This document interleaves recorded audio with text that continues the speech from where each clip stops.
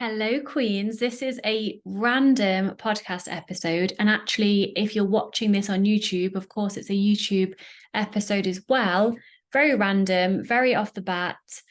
And the lighting isn't great. I haven't got my ring light on, whatever. Doesn't matter about the quality. It matters about the quality of the content, right? And so I'm here to share two things. The first thing is I have something very exciting that I have now launched that I want to tell you all about. And that is the Body Love Binge that we're starting in December. Now, originally, I was starting this in January, but I've had 3 women apply so far and they want to get started as soon as possible. And I do as well. So we're actually starting in December. So let me tell you a bit about what it is. I'm actually going to be reading from my website because I honestly love the text that I wrote to describe it to you. So I'm going to be talking specifically about binge eating. So this Body Love Binge, the December Body Love Binge, is for those that are struggling with binge eating, emotional eating, eating in secret, feeling like they have an obsession with food in their bodies, that type of thing. I'm sure you can relate.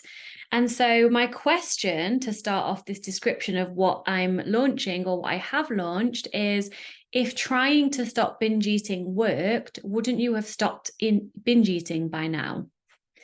And trust me, I tried absolutely everything in an attempt to stop binge eating. And it turns out that willpower isn't the answer. Who'd have thought? Every January the 1st, since my anorexia morphed into binge eating and bulimia, I'd promised myself that this year or that year, whichever year it was, would be the year that I lost the weight again and then kept it off for good. I would say things like, if I just put the work in, use all my willpower, lose weight, and then do the hard work only once, and I can just keep it off and maintain it for good. My first milestone would be Pancake Day, where I would allow myself to have a planned cheat day. What actually happened was I would end up binging before January was even over. I would intermittently binge and purge until Lent began. So I'm not religious, but I used to use Lent as an attempt to restrict. So I would plan to start again properly until Lent began and give up chocolate for 60 days. Obviously, that didn't work either. So a summer body would be my next goal. And honestly, on and on, this cycle would go year after year. And the more weight I would lose and gain back again, plus extra, the more shitty I felt. I felt utterly hopeless, not helpful. I felt utterly hopeless, disgusted with myself and my body. And if you can relate, I invite you to embark on a life-changing journey with me and other women who share your experiences. Together, we'll work on creating a lasting freedom around food and in your body, because you deserve a nourishing, pleasurable relationship with food and yourself. And it is within reach. Trust me. As close as this plant is to me, which is practically like on my shoulder, I swear it like moves as the day goes on. It is within reach for you. Don't find yourself in the same position a year from now. If you don't make any changes, then nothing will change, right? Join me on this journey to food freedom and to body love. And so what's included in the December Body Love Binge is 4 weeks of group coaching and mentoring from me, obviously, starting from December the 1st. And there is a significant amount of progress that we can make in this timescale. Weekly group coaching calls. So every week we'll gather for a 60-minute Zoom video coaching session. And with the group, I have only 3 women currently signed up. I'm capping this at 10. So you're going to be very supported. And I employ a hot seat coaching approach within the group setting. So if you want to be coached, you can volunteer a day before the call. Hot seats will be allocated randomly. And also, if you haven't had a hot seat before, then you'll be prioritized. And like I said, it's such a small group. You will all have a chance at the minute to get coached every single session. And each call will be recorded and then categorized in the private support group for future reference. And the times of the calls will be made to accommodate all time zones. That's my promise to you. We also have a private, intimate support group. So I'm limiting this opportunity to just 10 women to ensure an intimate and private space for those sharing the same journey as you. And I'll be in there regularly to support you and to celebrate you in between the sessions. And this group is housed on a separate platform, intentionally away from social media. You also get the Body Love Bite program for lifetime access. And the Body Love Bite offers a lasting taste, pun intended, of food freedom and body love. And this program alone can substantially enhance your relationship with food and your body. And when combined with my coaching and the intimate support group, you will never feel the need to diet in January again or anytime. Seriously. And number 5 is extra resources from me throughout. One thing you'll learn about me is that I always go the extra mile. So expect to receive additional resources, valuable insights from me during our time together. I already have had some ideas today to make this even more valuable. I'm not going to share it with you because I want it to be a surprise. And the investment for all of this is €297. That's it. This is a one-time offer. And I say that with honesty because this is the first time I've done this. And if I do it again in a different month, it will never be this investment again because this is the first time I'm doing it. I'm very excited about it. I want to call my 10 women in. And I also offer a money back guarantee with all of my programs, including one-to-one coaching, by the way. So if you don't experience positive changes during our time together, you will get your money back. So it's a no-brainer, right? So what to expect after working with me? You'll no longer be a slave to the scales, counting calories, points, sins, or macros. You will break out of your restrictive patterns. You'll no longer be consumed by food thoughts 24/7. You'll be eating what you want when you want, and you'll be nourishing yourself because you'll want to. Bye-bye crazy binges. You'll be confident in lovingly trusting your own body and intuition to guide you on what and how much to eat. Food will be a fun, delicious part of your life, not your whole life. You'll be on your way to your healthy set point weight. This is a natural weight for you when you're no longer restricting or binge eating and you're nourishing yourself through food, movement, mindset, and lifestyle changes. You'll be doing all of the things you've been putting on hold until you've lost the weight or until you feel good enough. There's so much. I'm not going to read this whole website because there's so much that can happen with working with me. And again, in 4 weeks, we can, the things I've shared with you so far, we can either achieve them or be well on your way to achieving them and to living in freedom. So if you're serious about, it doesn't have to be January because we're starting in December. If you're serious about healing your relationship with food and yourself, as I said, this is a once in a lifetime opportunity to work with me really closely in an intimate setting for €297 or your money back if you don't see positive changes. So that's the main thing I wanted to share with this random episode today. I will pop the link below so you can apply because it is an application-based process. And the reason it is an application and not just a here you go sign up is number 1, I'm capping it at 10 women. So obviously I'm only taking on a maximum of 10 women in this container. And also it's incredibly important to me that I can ensure significant progress for you during our time together. So I need to listen to your story. There's quite a few questions on the application form that I would like you to take time to go through. And then if I can see what you've written is in alignment with what I can help you with, then I'll be in touch and let you know, and then we can get started. You will be given access to the Body Love Bite program 2 weeks before we start in December. So you'll be given the Body Love Bite program in November to start learning and to start the teachings so we can get the most out of the coaching when we go in December. So it's a first come, first serve basis. There's already 3 women that have joined. And again, I'm capping it at 10 women. So if you are one of the 10 women, then let's go. If not now, when? All right, that's the first thing I wanted to speak about. The second thing I wanted to do was to add in some extra value here. One of my clients, Queen Tammy, hi Tammy, I know you'll be listening to this.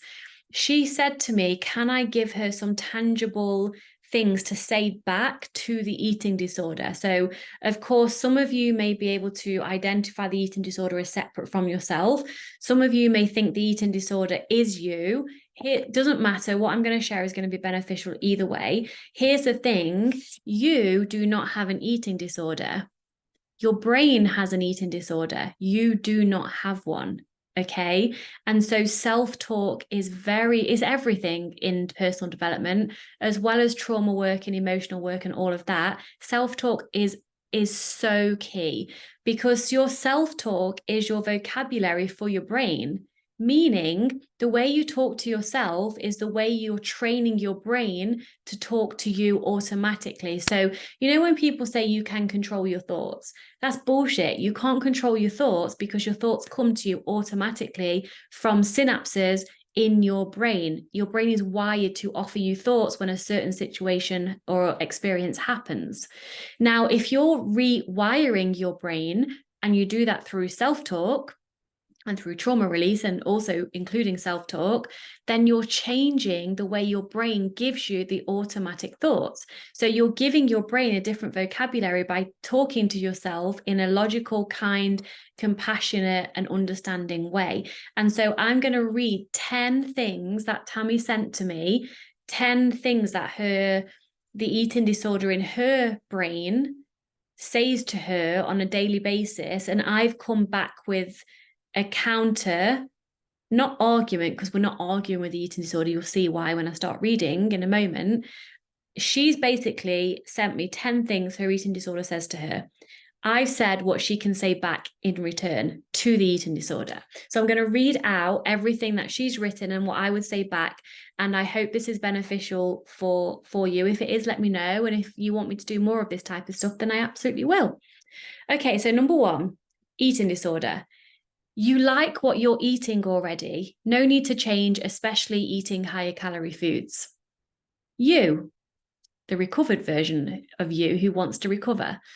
If I don't change anything, then nothing will change. So I'll be stuck with the eating disorder for the rest of my life. Do I want that? I'm only afraid of higher calorie foods because I'm currently afraid of weight gain, which is a symptom of the eating disorder. To rewire my fear of weight gain, I have to face the fear and act as if I'm not afraid of weight gain. So yes, I might like what I'm eating already, but I'm purposely going to choose higher calorie foods in order to recover and to go against the fear. Number 2, eating disorder.